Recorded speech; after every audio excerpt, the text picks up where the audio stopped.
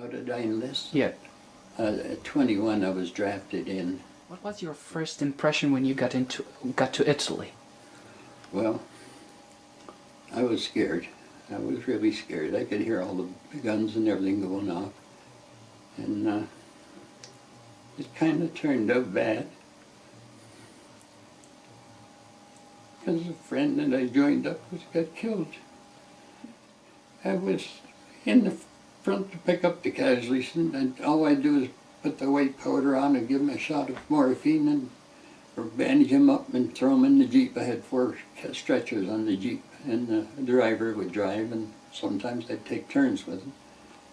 And it was kind of rough, especially once I remember going through the mountains in pitch dark, the fog and rain, and you couldn't go off the road because it could be mines.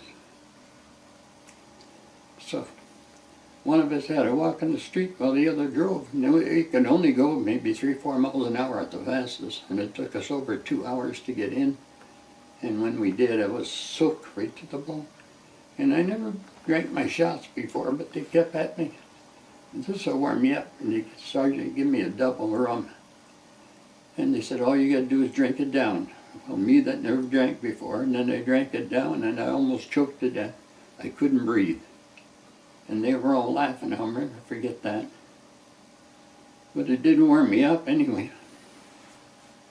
The sad part was, I was so tired and everything. I laid in the stretcher in the next room where the doctors were doing all the work. And the next morning I see another stretcher behind me. It was one of my casualties that had died. And I felt so bad because I thought maybe we could have went faster than we did, but it would have been unsafe, so I don't know. I kind of blame myself a little bit. That's casualties of war. Do you remember what was the medical facilities were? It was tents. Tents? Yeah. They were just behind the lines, and they were set up a tent. There was no buildings, and the doctors all worked in there, and they had their own power generator. And it's a sad thing to see. So you didn't have any doubts that the war was going to be, you're going to win the war? I did towards the last. I brought in a German officer that was wounded, and he had a artillery compass around his neck, and it was made of plastic and floating in oil. This is something we didn't have plastic then. And he says, would you like this for a souvenir? And I said, sure I would. So he gave it to me, and then he says, we've won the war, it's just a matter of time, he says. We're the losers. We won it, we're going to win it. So now in Italy there was, I think, 93,000 Canadians. I got papers on that, we got cut out, and they had over 230,000 Germans and Italians. Italians were fighting Italians in Italy, you know. Some were on the Mussolini side and the others were on our side, so you didn't know who to trust. That was a bad thing, and especially in Lombardy Plains when they put a bunch of tanks in there, they knew they expected us coming. They had pillboxes made of cement. You couldn't pierce them with bullets or anything. And I forget how many tanks they knocked out, but boy, a bunch of them. It's crazy. That was in the Lombardy Plains. I can't remember all the things that went on. I went to a psychiatrist for over 6 months here, Dr. DeMermott, on Wyandotte, and he tried to erase a lot of stuff because I was getting flashbacks at night, and I couldn't sleep. They put a push on for Rome, and they had 2,000 artillery guns on wheels that bounced every time you went off, and we were in a trench right alongside them, 2 of us to a trench.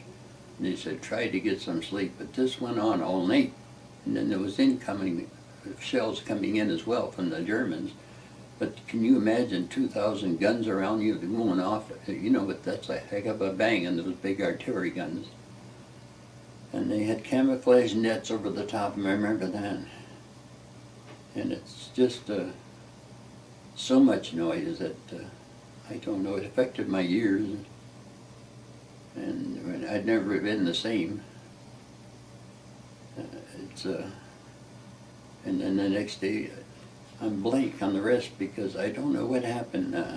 I can't remember. And those darn little helmets that we had, I think they had them from the First War. The Americans, their helmets went over their ears. Ours didn't, and ours were heavy, really heavy. And we had to wear them in the trench alongside of them guns all night. We had to wear that helmet. And they said, try to get some sleep. How in the hell could you sleep? You know, you couldn't. So it must have been pretty bad the next day because I can't even remember it. It's all gone, blank. I don't know. When Rome fell and you entered Rome, did you go to Rome or you just stayed in the skirts? No, we stayed on the outskirts after Rome was we come out for a rest. I remember that for some reason. And 23 of us were chosen to go to see go to Mass at where the Pope is. And I kissed his ring and got to meet him. And we were one of the fortunates. 23 of us that got a chance to do that, you know. So what was your initial impression when you heard the war is over? Oh, I was really happy, I'll tell you. I was really happy. And my wife still kept lost. Later I sent her and I got her home. And I let her sister read it and she cried. Tears of joy. Yeah. And I had a lot of problems the first 2 years. I was going to Dr. Shepherd. I don't know if you ever heard of him in Riverside. He was just close by, the other side of Pilette, the first block upstairs. And he was giving me Valiums for 2 years. And because I was so nervous, I was living near the river at that time. And the boxcars used to shunt down there during the night, and I would jump, or an airplane would go over. The war experience affected you so much that... Yeah. My wife would say, she'd say, don't worry, it's not an airplane.